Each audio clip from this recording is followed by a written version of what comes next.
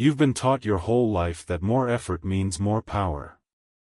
That belief is exactly what's draining you dry while someone else walks away with everything you wanted using 1/10 of your energy. You think you're falling behind because you're not doing enough. The truth is you're falling behind because you're doing too much of the wrong things, and the person who beat you understood something you still refuse to accept. Effort is not power. Movement is not progress. Activity is not advantage. The person who does less but strikes with surgical precision will always demolish the person who grinds endlessly in every direction at once. You've been sold a lie that hard work is the path to dominance, and while you were busy working hard, someone else was working smart, and they took what you were too scattered to protect. This is the ruthless art Machiavelli perfected, and by the end of this video, it is yours. Here are 7 dark principles of concentrated force that will make you do less than everyone around you and hit harder than anyone who's ever crossed your path. Number 1. Intensity defeats extensity every single time. Think about this carefully. You know people who seem to do everything. They have 3 side businesses, 4 hobbies, 5 social circles, 6 goals for the year, and they talk about all of them constantly. Now think about where they actually are in life. Usually nowhere. Usually exactly where they were 2 years ago, just more tired and more frustrated. That's not bad luck. That's physics. When you spread a force across a wide surface, it loses density. It loses penetrating power. A hammer swung flat against a wall does nothing. That same hammer swung against a nail drives it clean through. Same energy. Same force. Completely different result. The only variable was concentration. You are that hammer. And right now, you're swinging flat against everything. You're trying to maintain every friendship at the same level. You're trying to advance in your career while building a side project, while staying fit, while keeping up with every news cycle, while being present for every family event, while learning a new skill, while managing your investments, while staying active on social media. And you wonder why nothing is breaking through. Nothing is breaking through because your force has no point of impact. It's distributed so thin across so many surfaces that it couldn't break through a sheet of paper. The people who win, the ones who seem to move through life with an almost unfair ease, they have one thing you don't. Not more talent. Not more time. Not more luck. They have a single point of impact. They've chosen one nail, and they're driving it with everything they have. Everything else is noise they've learned to ignore. And that choice, that willingness to collapse their focus into a single point, is what makes them dangerous. You need to understand something about power that most people never figure out. Power is not about how much you can do. Power is about how much you can concentrate. A river that spreads across a floodplain is a swamp. That same river forced through a narrow gorge is a weapon. Same water. Same source. Different geography. Different result. Your life right now is a floodplain. You've let it spread. You've let it flatten. And then you wonder why there's no force behind anything you do. Here's what you need to do. Stop trying to be everywhere and be devastating somewhere. Pick one thing. Not 2. Not 3. 1. The thing that if you nailed it, would make everything else easier or unnecessary. And pour everything into it. Not for a day. Not for a week. Until it breaks open. Until the nail goes through the wall. That is what intensity looks like. And intensity is the only thing that has ever changed anyone's life. Extensity is comfort. Intensity is power. You've been choosing comfort and calling it ambition. Number 2. You are leaking energy in places you've never thought to check. Let me ask you something. When was the last time you actually audited where your energy goes? Not your time. Your energy.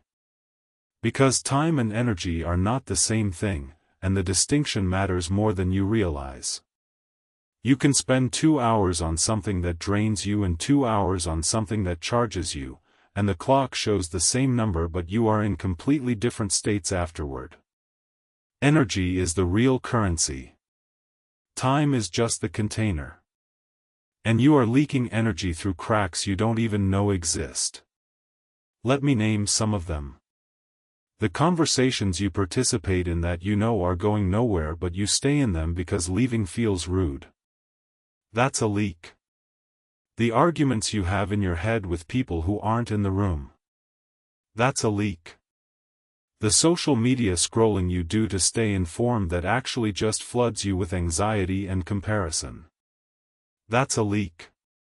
The commitment you made months ago that you keep honoring out of obligation even though it serves nothing and no one, including you. That's a leak. The need to respond to every message immediately because you think responsiveness equals competence. That's a leak. The habit of checking on people who never check on you. That's a leak. The worry about what someone thinks of you who has zero impact on your life. That's a leak. You are not low on energy. You are high on leaks. And every leak, no matter how small, is stealing from the one place where your energy could actually change your life. Think of it like a bucket with holes in the bottom. You keep pouring more water in, working harder, sleeping less, pushing through. But the water level never rises because the holes are draining it faster than you can fill it. The answer is not more water. The answer is fewer holes. But here's what makes this difficult. Most of your leaks don't look like leaks. They look like virtue. Being responsive looks like responsibility. Being available looks like generosity. Being informed looks like intelligence. Staying connected looks like loyalty. These are the most dangerous leaks because they're disguised as strengths, and you've built your identity around them. You tell yourself you're the kind of person who shows up. The kind of person who never drops the ball. The kind of person who's always there. And that identity is bleeding you dry. You need to understand something that will feel uncomfortable but is absolutely true. Being everywhere for everyone is not a virtue. It is a strategy. And it's a bad one. It's a strategy that guarantees you will be adequate at many things and exceptional at nothing. The world does not reward adequate. The world does not remember adequate. The world remembers the person who went so deep into one thing that they became undeniable. You cannot become undeniable if you are constantly available. You cannot become exceptional if you are perpetually distracted. So here's what you do. You audit. Brutally. You take a full week and you track where every ounce of your energy goes. Not where you think it goes. Where it actually goes. Every conversation, every task, every commitment, every scroll, every worry. And at the end of that week, you look at the list and you ask one question about each item. Does this feed the mind or drain it? If it drains it, you plug it. You don't negotiate. You don't ease out. You plug it. And suddenly, for the first time in your life, you will feel what full energy actually feels like. And you will realize you've never been tired from overwork. You've been tired from leakage. Number 3. There is one decisive action that renders all other actions unnecessary, and you probably haven't found it yet because you're too busy doing everything else. This is the principle that separates strategists from busy people. The busy person asks, "What should I do next?" The strategist asks, "What one thing makes everything else unnecessary?" Those are completely different questions, and they lead to completely different lives. The busy person has a to-do list 30 items long and feels productive when they cross off 20. The strategist has one item and feels powerful when they've identified it correctly. Because here's the secret. Most actions are compensation for the absence of the right action. You're doing 10 things because you haven't figured out the one thing that would make the 10 unnecessary. You're networking because you haven't identified the one relationship that would make the networking irrelevant. You're learning 3 skills because you haven't identified the one skill that would make you so valuable the other 2 wouldn't matter. You're managing symptoms because you haven't found the cause. And managing symptoms will keep you busy forever without ever actually getting you anywhere. Machiavelli understood this deeply. He wrote about the danger of half measures, and the principle extends further than he even stated it. A half measure is not just an action done incompletely. A half measure is any action taken instead of the decisive one.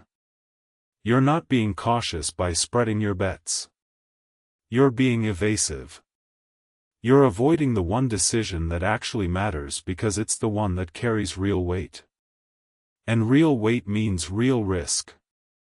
And real risk means you might fail in a way you can't explain away.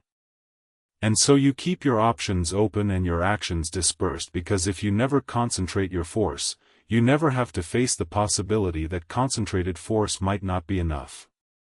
But here's the truth you need to hear.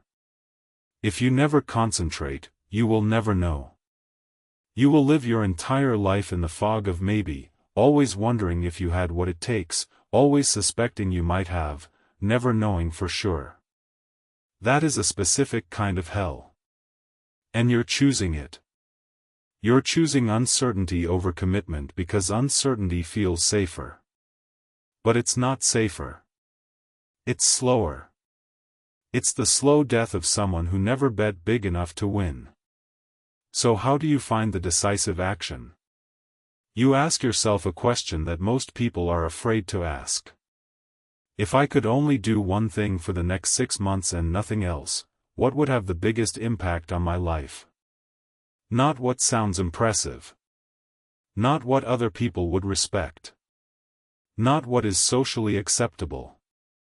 What would actually, measurably, undeniably change your trajectory? That's your decisive action. And everything else you're doing is a distraction dressed up as responsibility. Once you find it, you will feel it in your body. There's a certain gravity to the right action. It scares you a little. It feels too important to ignore but too heavy to face. That weight is the signal. The actions that feel light are the ones that don't matter. The action that feels like it could swallow you is the one that could save you. Find it. And do nothing else until it's done. Number 4. The discipline of saying no to good opportunities. This is where most people fail, and it's the most counterintuitive principle in this entire video. You can handle rejecting bad opportunities. Everyone can. Bad opportunities are easy to walk away from because they look bad. The real test of your strategic mind is whether you can walk away from good ones. Because good opportunities are the enemy of great ones. They look like progress. They feel like momentum. They give you the chemical reward of achievement without actually advancing your position. And that reward is addictive. Let me explain what I mean. A good opportunity is something that would genuinely benefit you. It would move you forward. It would make your life incrementally better. It is objectively good. And it is strategically fatal. Because every good opportunity you accept consumes energy that belonged to the decisive action. Every good opportunity you say yes to is a withdrawal from the account that funds your real play. And that account has a finite balance. You don't have unlimited energy. You don't have unlimited attention. You don't have unlimited willpower. Every yes is a no to something else, and most people are saying yes to so many good things that they have nothing left for the one thing that matters. This is the trap that catches intelligent people. Dumb people get caught by bad opportunities. Smart people get caught by good ones. Because smart people can see the value in everything. They can see how a project could work, how a relationship could grow, how an opportunity could pay off. And because they can see it, they feel compelled to engage with it. But seeing value is not the same as needing value. Something can be valuable and still be a distraction. Something can be beneficial and still be a leak. You need to develop a taste for the word no that goes beyond politeness. No is not a rejection. No is a weapon. No is how you protect the mine. No is how you keep the river flowing through the gorge instead of spreading across the floodplain. Every time you say no to a good opportunity, you are saying yes to the decisive action. You are concentrating your force. You are choosing depth over breadth. And depth is where the gold is. Here's a mental model that will change how you operate. Imagine you have a fixed amount of ammunition. You don't know exactly how much, but you know it's limited. Every opportunity you fire at uses a round. The good opportunities are close targets. Easy to hit. Satisfying to hit. But small. The decisive action is the distant target. Hard to hit. Requires patience. Requires you to save your rounds. Requires you to watch the close targets pass by without firing. Most people empty their magazine on the close targets and never even take a shot at the distant one. And then they wonder why they never hit anything that mattered. Stop firing at close targets. Let them pass. Save your rounds.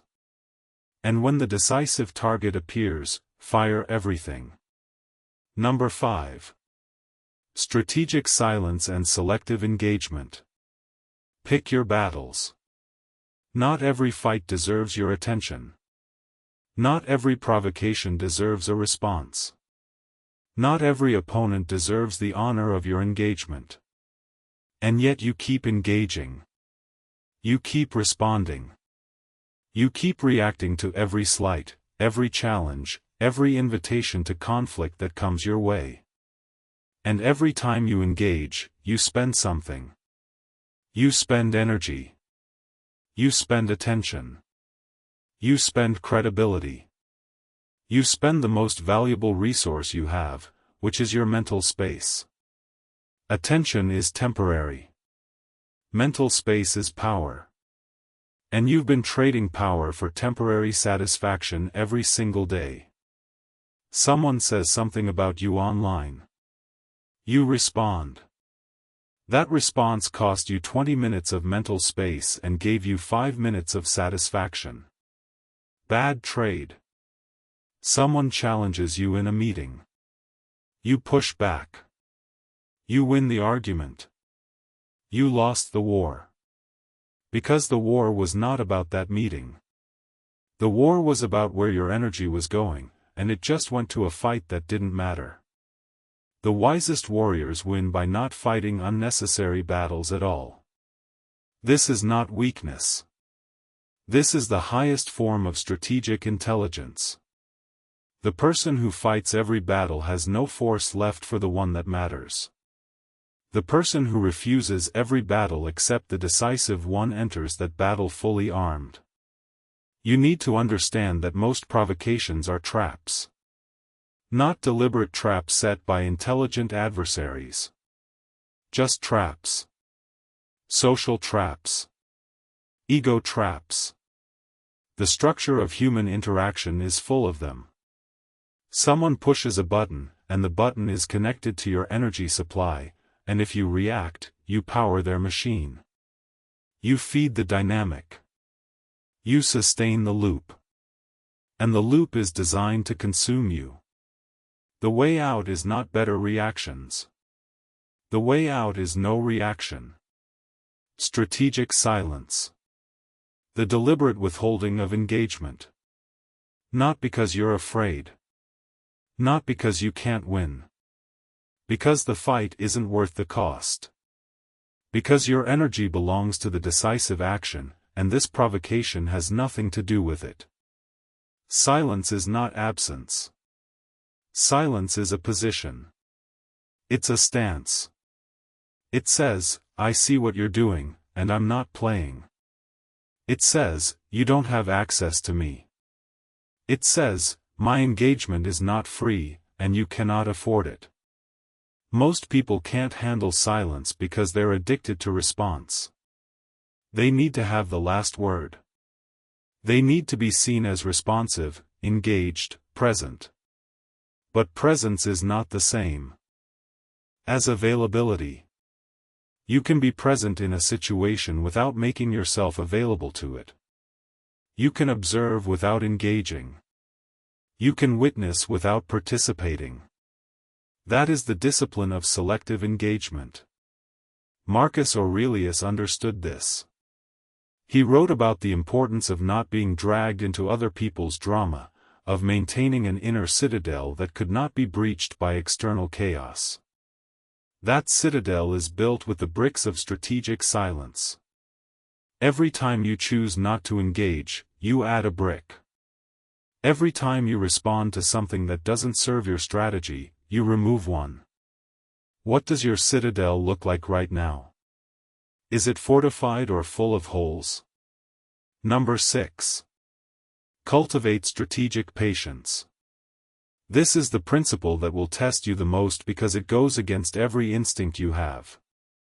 You've been conditioned to believe that speed is power. That acting fast is acting smart. That hesitation is weakness and delay is defeat. And in some situations, that's true. But those situations are rare. In most situations, the person who moves fastest moves stupidest. Because speed without strategy is just rushing toward the wrong destination. Most people are short-sighted. They react to what's in front of them without considering what's behind it, beside it, or ahead of it. They see a provocation and they respond. They see an opportunity and they grab it. They see a problem and they fix it. And they feel good about themselves because they're being proactive. But proactive in the wrong direction is just getting lost faster. Strategic patience is different. Strategic patience is not waiting because you're afraid. Strategic patience is waiting because the timing isn't right yet. Because the target hasn't moved into range. Because your opponent hasn't revealed their hand. Because the decisive moment hasn't arrived. And you know it hasn't arrived because you've thought about what the decisive moment looks like, and this isn't it. That's the key. Patience without clarity is just procrastination. You can only be strategically patient if you know what you're waiting for. Otherwise, you're just sitting still and calling it wisdom. Here's how to develop this.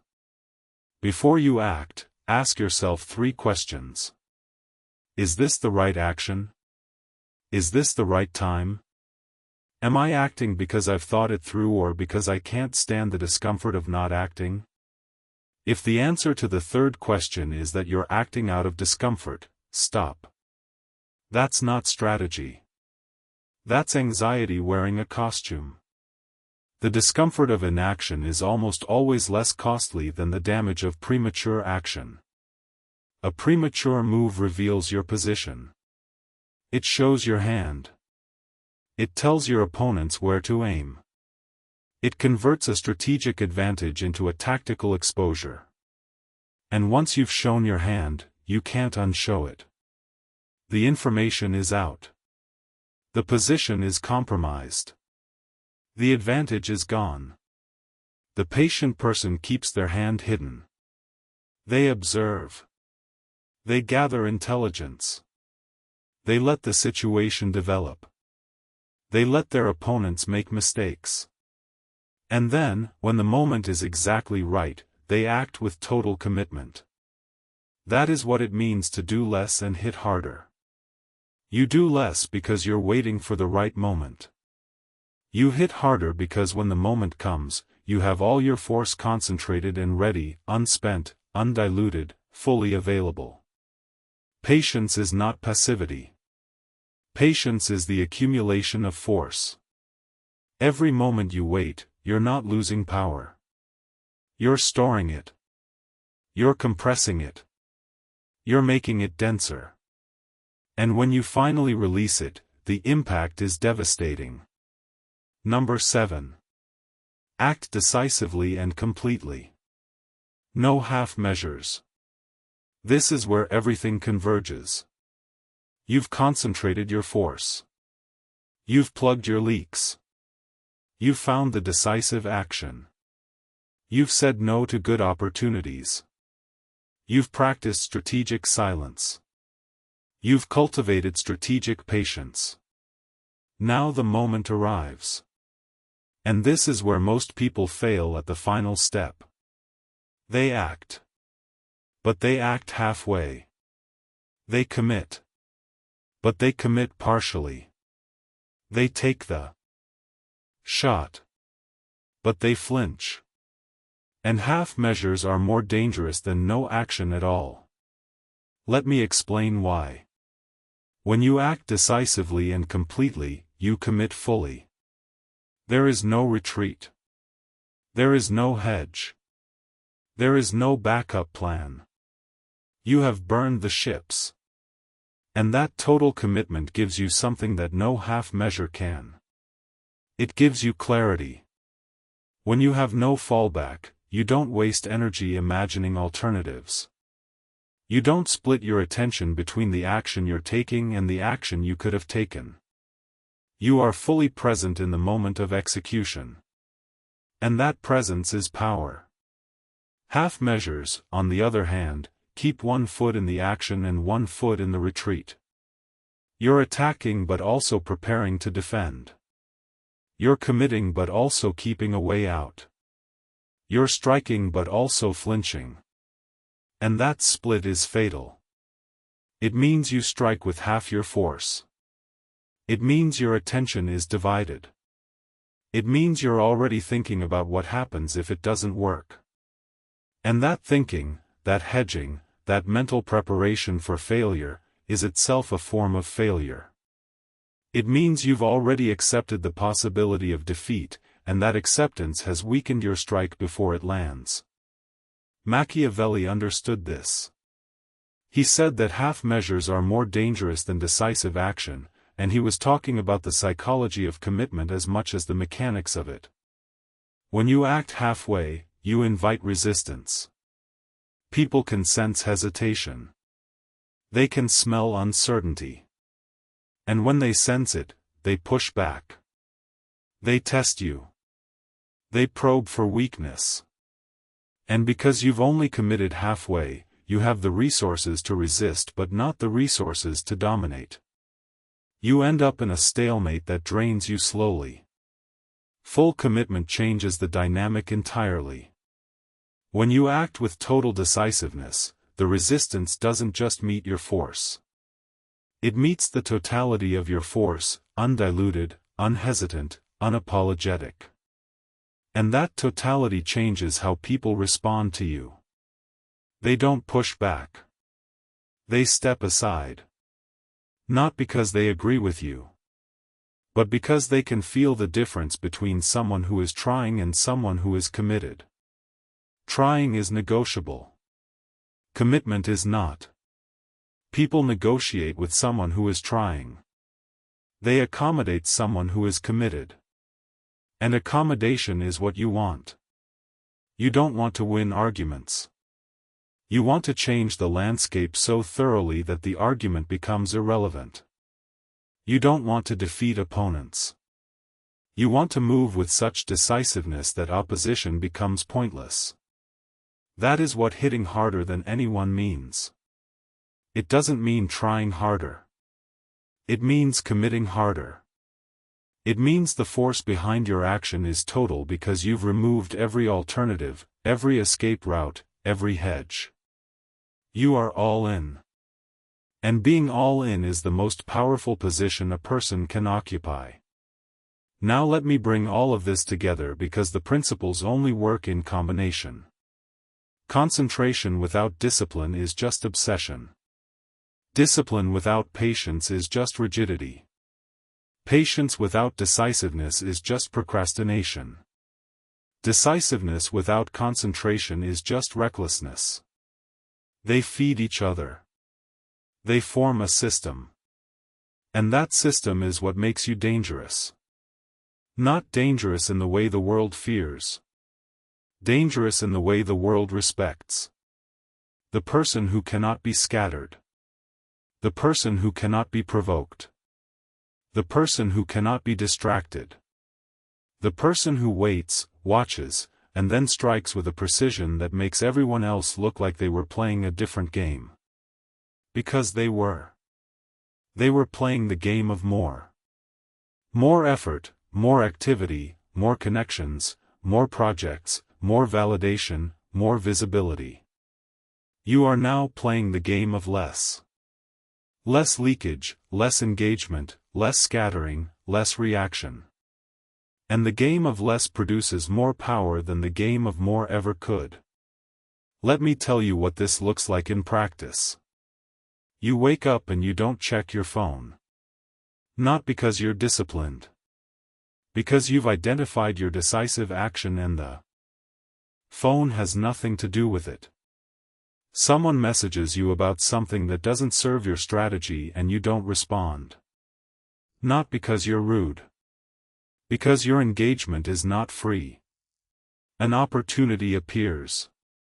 It looks good. It would benefit you. You pause. You ask whether it serves the mind or drains it. It drains it. You say no. And you feel nothing. No guilt. No fear of missing out. No anxiety about what people will think. Because you've internalized the principle so deeply that saying no to the wrong thing feels the same as saying yes to the right one. A provocation arrives. Someone tries to pull you into a conflict. You see it clearly. You see the trap. You see the energy cost. You see that it has nothing to do with your decisive action. And you let it pass.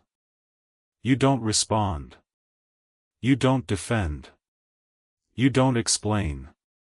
You just let it dissolve in the air while you keep your eyes on the target. The moment arrives. The decisive moment. The one you've been waiting for. And you act. Not with frenzy. Not with panic.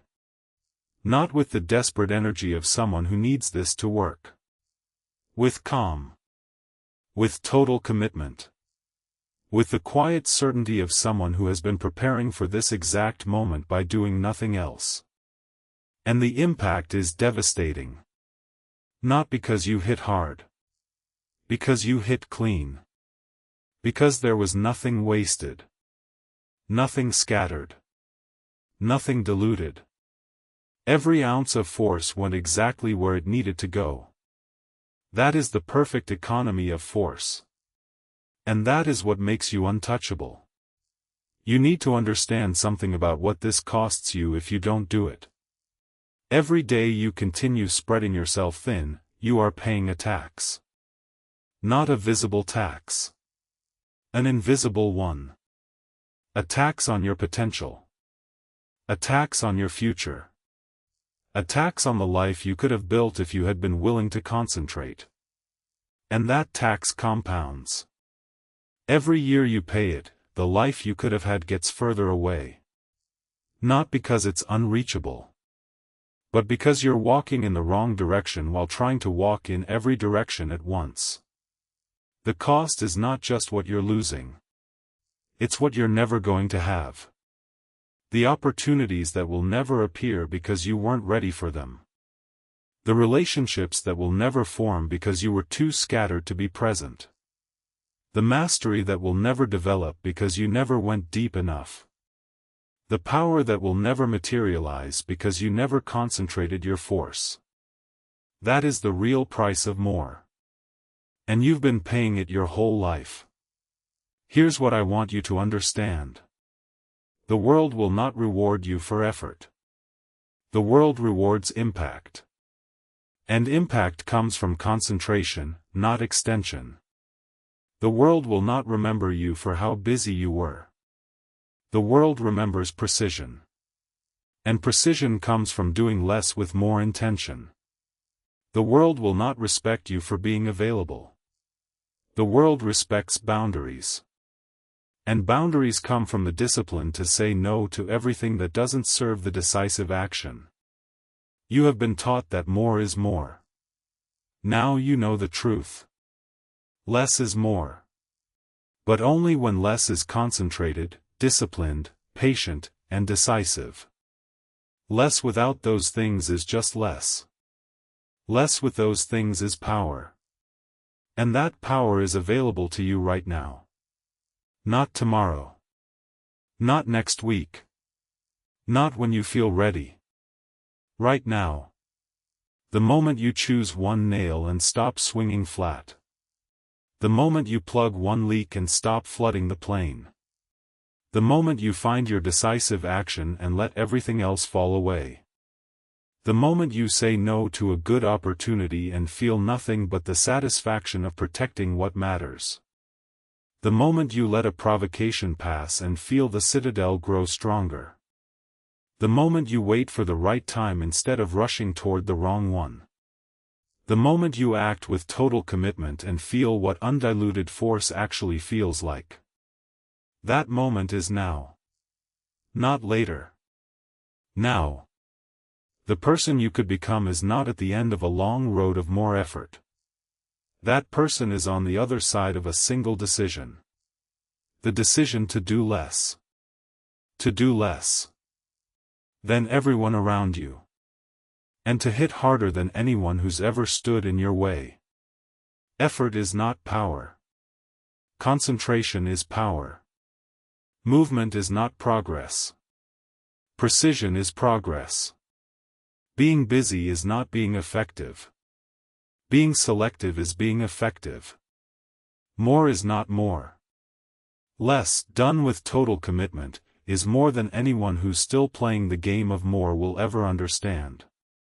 This is the ruthless art Machiavelli perfected.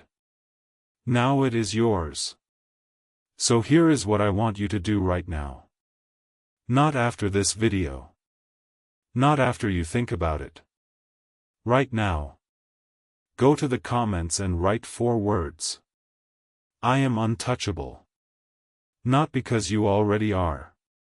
Because the act of declaring it is itself a concentration of intent. It is a single, decisive action in a world that wants you scattered. Write it. Mean it. And then close this video and find your nail.